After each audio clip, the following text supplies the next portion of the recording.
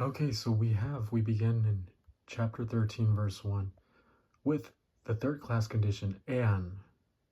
If, maybe it's true, maybe it's not. Maybe I will, maybe I won't. And plus the subjunctive. The subjunctive is over here, lalo. So if I speak, if I may speak, if I might speak. Present active subjunctive of laleo. The present tense is part of the this third class condition. If I am speaking, if I have this the gift of tongues and I function in it. Active voice is whatever person that has the gift of tongues. And the subjunctive mood is potential. It goes with the an. We're going to see right now that it's also going to use hyperbole. It's going to exaggerate and say, and the tongues of angels. But let's stay with the exegesis right now with our order. Tais glossais. This is dative plural of glossa. By the way, glossas always means languages. It has nothing to do with glossolalia. Glossas here in the Old and the New Testament always has to do with languages.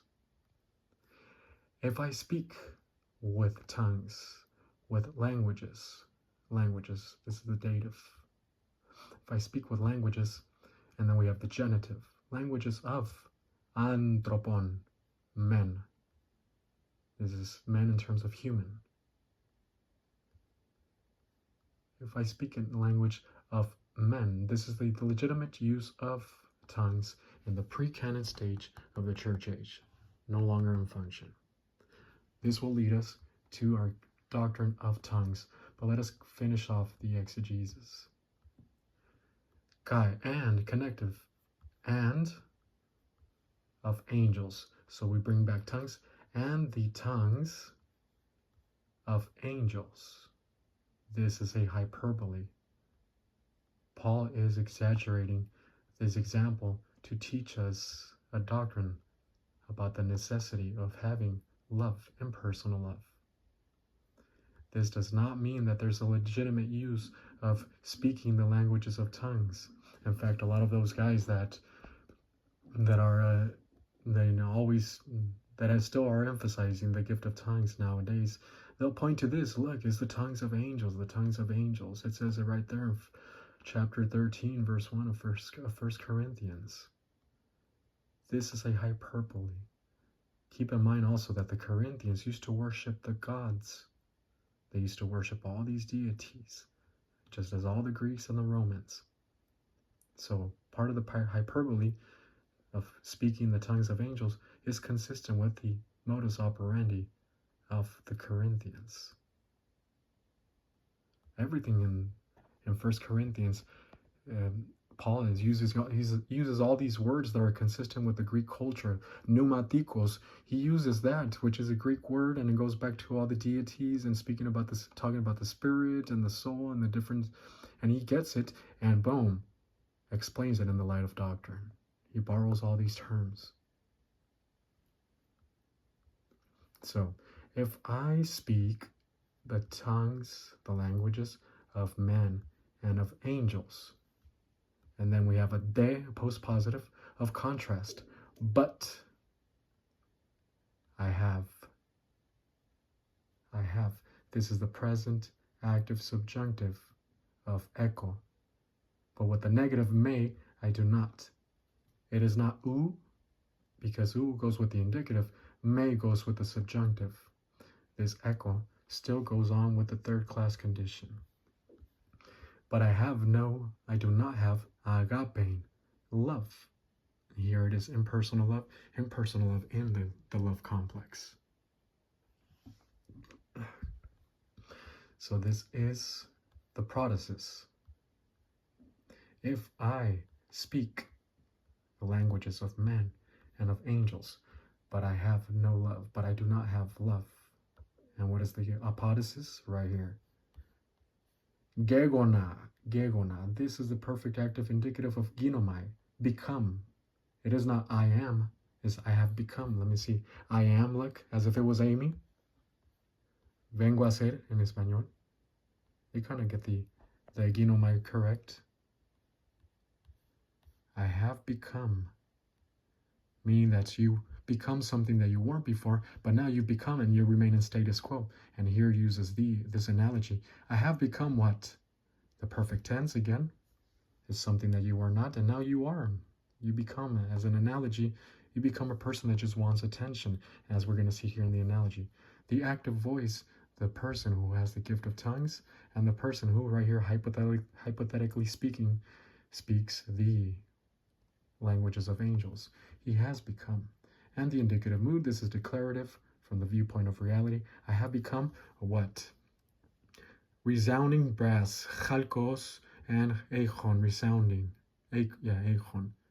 And this is the clashing of brass that the sellers used to make, they used to grind out in the streets when a street vendor used to walk by a neighborhood, and he used to resound these brasses together so as to catch the attention of the people inside of their houses. Just they still do that in Mexico. They will make noise when they're passing by, the vendors, or the ice cream man as well.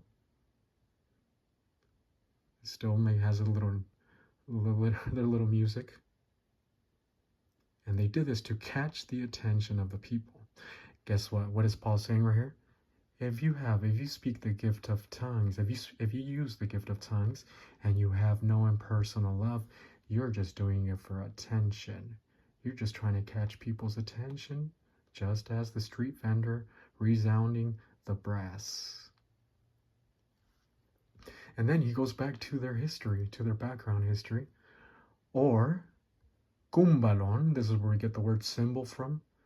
Symbol, alalatson.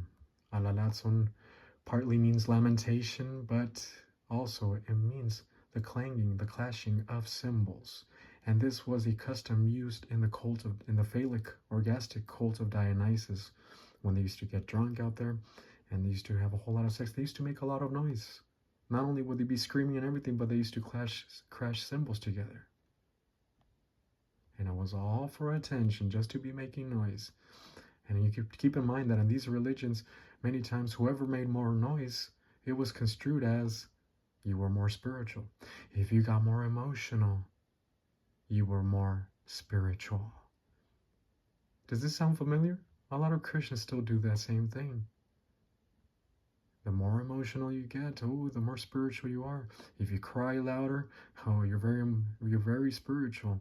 Guess what? The person next to you, the other woman next to you, she's going to try to cry louder.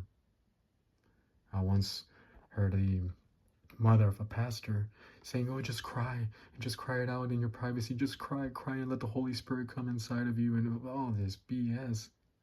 Crying is a normal function of the woman. Whenever she's going through suffering, she needs to let it out. Obviously, it is recommended that she does it with sanity, right?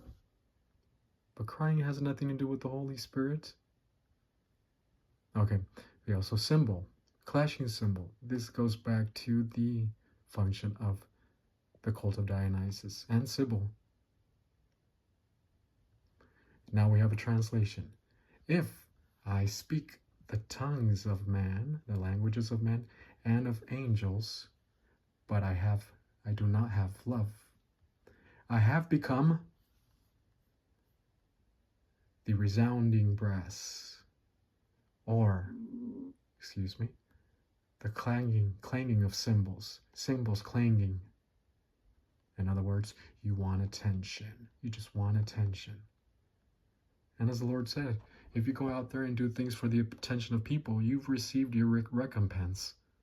You go out there, feed the hungry, go out there and do some wonderful deeds. You post it online, post it on Facebook, and put a verse on it. You've obtained your merit. It is not impersonal love. You want attention, and you've already got what you wanted, the attention of people. Arrogance is a great motivator. Attention lust,